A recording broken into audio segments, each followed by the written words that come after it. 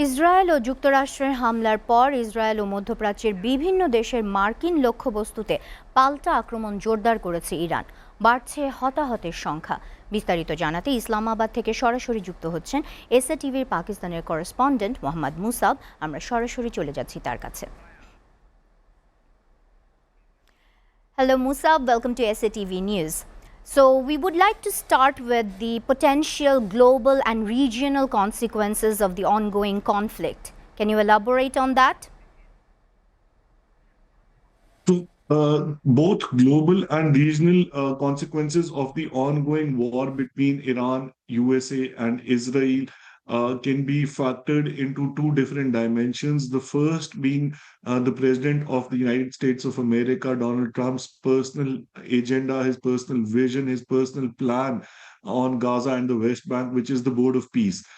So we now getting to know on a constant basis that over this 7 day war that has been going on between Iran, USA, and Israel, today marks the seventh day of it. It is becoming increasingly difficult for most members that signed the Board of Peace deal with President Donald Trump to satisfy their own voter banks in their respective countries. Most of these countries that signed this Board of Peace agreement with President Donald Trump that came on board that Board of Peace were Muslim majority countries. Now it is becoming increasingly difficult for them. One such country is Indonesia, where the government has already started giving assurances to different religious groups inside present inside the country that they don't see a future of the Board of Peace, and it is becoming increasingly difficult for other countries to become a part of this as well, especially those present in the Middle East, the Gulf countries. The second biggest consequence of this war is economy.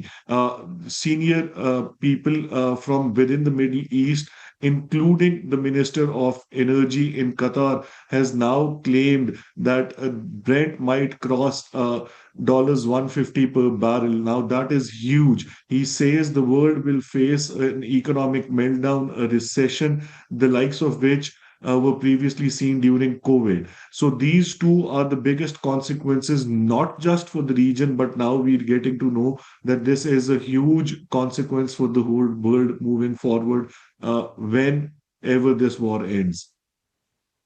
Okay, so Iran has been doing these targeted attacks on the Middle East regions.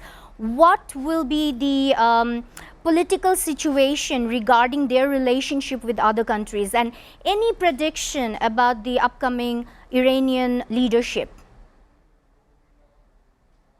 Okay, so answering your question, point one is how is Iran targeting brotherly Muslim countries, brotherly Muslim neighboring countries within the region?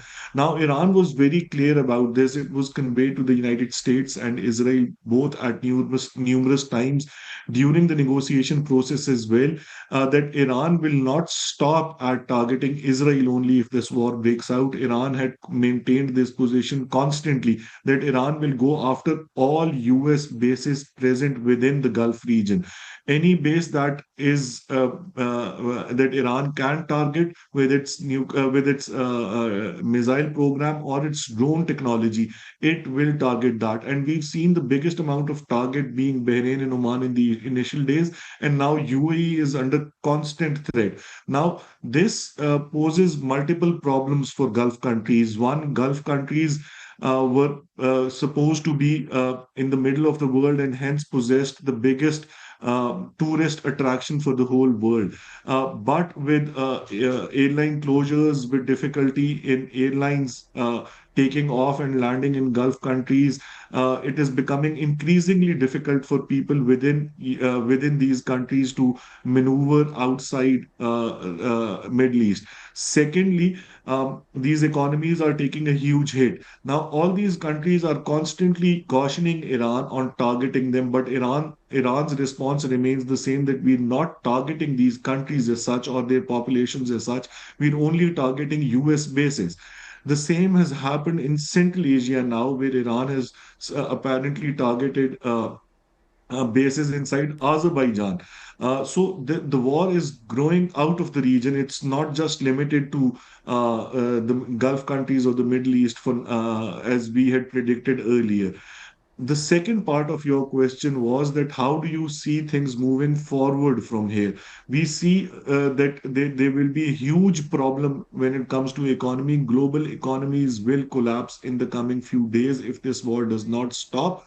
Is the war going to stop? No, I don't think the war is going to stop, because both countries are now hell bent on not coming to the negotiation table. Both parties want an end game to this war that was started probably in a hurry. The end game does not seem clear, because now it is becoming increasingly clear that this is a zero-sum game. Nobody can win this war. France has just, the president of France, Emmanuel Macron, has just stated that they're not going to be a part of this war. They're not a part of this war, and they're not going to be a part of this war. This means the USA is losing its allies in NATO, which is Europe. So Yes. with this happening, Yes, please continue and finish.